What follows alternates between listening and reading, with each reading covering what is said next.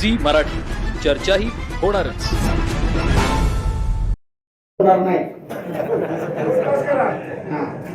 पण आपल्याला शेती समजूनच घ्यायची आहे. आपल्या म्हणजे मागील 3-4 वर्षापासून आपल्याकडे एक संक्रांत नावाचा सण आहे. काय म्हणतो आपण? तिळगुळ घ्या आणि वाटोळं झाले गोड बोलूनच. आता इथून पुढे बदलायचं आपल्याला. ते तिळगुळ घ्या आणि खरं बोला म्हणायचं. काय म्हणायचं? तिळगुळ घ्या आणि खरं बोला. त्यामुळे मी आज जेवढं बोलणार आहे ते सगळं खरं बोलणार आहे. त्यामुळे कधी कधी वाईट वाटू शकतं, कधी कधी चांगलं वाटू शकतं. काही हरकत नाही.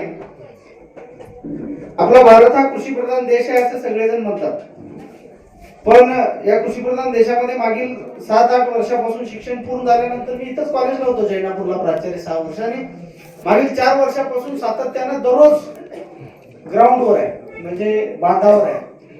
त्यावेळेस मी जेव्हा हे सगळं बघितली परिस्थिती, त्यावेळेस मला काही गोष्टी जाणवल्या की कृषीप्रधान देशातली गंमत अशी आहे की या कृषीप्रधान देशातल्या 99% शेतकऱ्याला आता सुद्धा माती परीक्षांचा अहवाल वाचता येत नाही. या कृषीप्रधान देशातल्या 95% शेतकऱ्यांनी जेव्हा 25 वर्ष झालं सिंगल सुपर फॉस्फेट नावाचं खत वापरतोय असं समजा, त्या खतात नेमकं काय आहे हे माहित नाही. सगळे ऊस उत्पादक आहे, ऊस कारखान्याला गेलाय. या वर्षीची बिलं अजून थोडंफार मागे पुढे होतील, पण गेल्या वर्षीचं बिल आलंय, नक्की आलंय. एक सुद्धा शेतकरी असा नाही ज्यानं अर्ध्या पानाचं जे कारखान्याने बिल दिलेलं असतं ते संपूर्ण वाचलेलं नाही. एक शेतकरी नाही. जो ऊस उत्पादक शेतकरी 12 महिने, 14 महिने, 16 महिने ऊस पिकवतो, कारखान्याला पाठवतो, पण कारखान्यावरून आलेलं अर्ध्या पानाचं बिल, अर्ध्या पानाचं येतं का फुल पानाचं येतं? अर्ध्या पानाचं बिल एकही शेतकरी पहिल्या शब्दापासून शेवटच्या शब्दापर्यंत वाचत नाही. त्याला निव्वळ वजन विचारा, माहित नाही. पाल्याचं वजन कितीने कटिंग केलंय, 3% केलंय, 2% केलंय, 5% केलंय, माहित नाही. खरंय खोट आहे?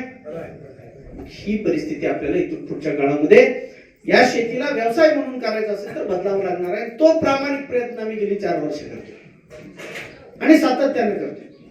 आता हा शेती जर आपल्याला व्यवसाय म्हणून करायचा असेल तर त्या शेतीतला सगळ्यात महत्वाचा घटक कुठला?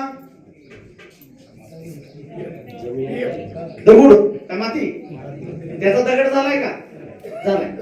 ही माती ही तुम्हाला आम्हाला निसर्गाने दिली, पण प्रॉब्लेम असा झाला, त्याला कागद आला 7/12 नावाचा. 7/12 नाव चढलं, आम्हाला वाटलं आम्ही याचा मालकच आहे. अजिबात नाही. आपण या पृथ्वी तलावर पाहुणे. ही माती इथंच आहे. आमच्या पंजाकडे होती, आजाकडे होती, आमच्या बाकडे आहे, आमच्याकडे, आम्ही आमच्या पोरांना दिली. माती तिथंच राहणार आहे. आपण या पृथ्वी तलावर पाहुणे म्हणून जन्माला आलोय.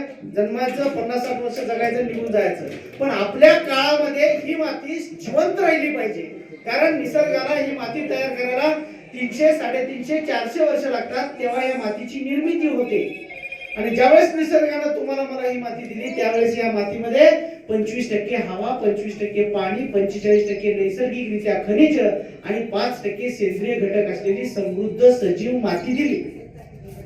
परंतु मागील 10-15 वर्षामध्ये जी स्पर्धा चालू झाली उत्पादन वाढीची, आणि त्या उत्पादन वाढीच्या स्पर्धेमध्ये तुम्हाला आठवत असेल 7-8 वर्षापूर्वी आपण सोसायटीमध्ये ट्रॅक्टर घेऊन जात होतो खत आणायला. आता 2 व्हीलरवर जातोय आम्ही. रान तेवढंच, फरक आहे की नाही?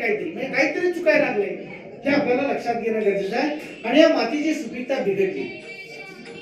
आता आपल्याला शाळेत असताना शिकवलं की बाबा एक रसायन दुसऱ्या रसायनाच्या संपर्कात आलं की तिसरा पदार्थ बनतो, बरोबर आहे?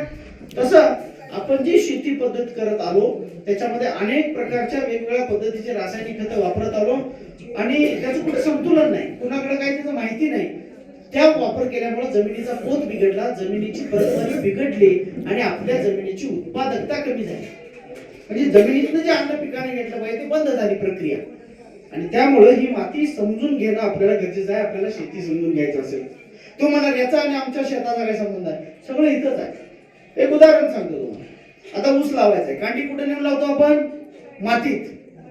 खत आपण 1000 रुपयाचे टाका, 10,000चे टाका, नाही तर 50,000चे टाका. कुठे नेऊन टाकायचं आहे? मातीत. आठवड्याला पाणी पाजा, ठिबकनं पाणी पाजा, पाठ पाणी पाजा, नाहीतर पाऊस पडू दे. कुठं चाललंय? सगळा खेळ मातीत. आणि याची सुपीकता जर चांगली झाली तर मात्र आपलं उत्पादन आणि उत्पादकता वाढणार आहे. आता क्षेत्रफळ वाढणार आहे का? 99% शेतकऱ्याचं नाही. म्हणजे कोणीतरी उद्योजक आहे त्याने शेती घ्यायची, आता शेती करून शेत घेतो असे दिवस आता नाही.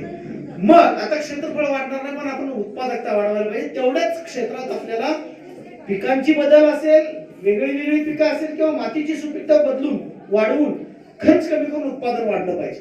हा वेळ आपल्याला द्यावा लागणार आहे. याच्यासाठी मातीची सुपीकता समजून घेणं गरजेचं आहे. मी तुम्हाला तुमच्या सोप्या भाषेत सांगतो सुपीकता म्हणजे काय. माती काळी असणे, पांढरी असणे, लाल असणे, मुरमाड असणे म्हणजे सुपीकता नाही. तर या मातीचा पोत कसा आहे, या मातीची भौतिक दृष्ट्या, जैविक दृष्ट्या आणि रासायनिक दृष्ट्या ती माती सुपीक असलं पाहिजे. भौतिक दृष्ट्या सुपीक असलं पाहिजे म्हणजे काय, ही माती भुसभुशीत असली पाहिजे. मातीच्या प्रत्येक सूक्ष्म कणामध्ये, आता हे जेवढे काय मातीचे जेवढं बारीक सूक्ष्म कण आहे, या प्रत्येक मातीच्या सूक्ष्म कणामध्ये हवा पाणी असलं पाहिजे. आणि या मातीची जडणघडण ही द्राक्षाच्या घडासारखी असली पाहिजे. म्हणजे प्रत्येक मातीच्या सूक्ष्म कणामध्ये हवा पाणी गेलं पाहिजे.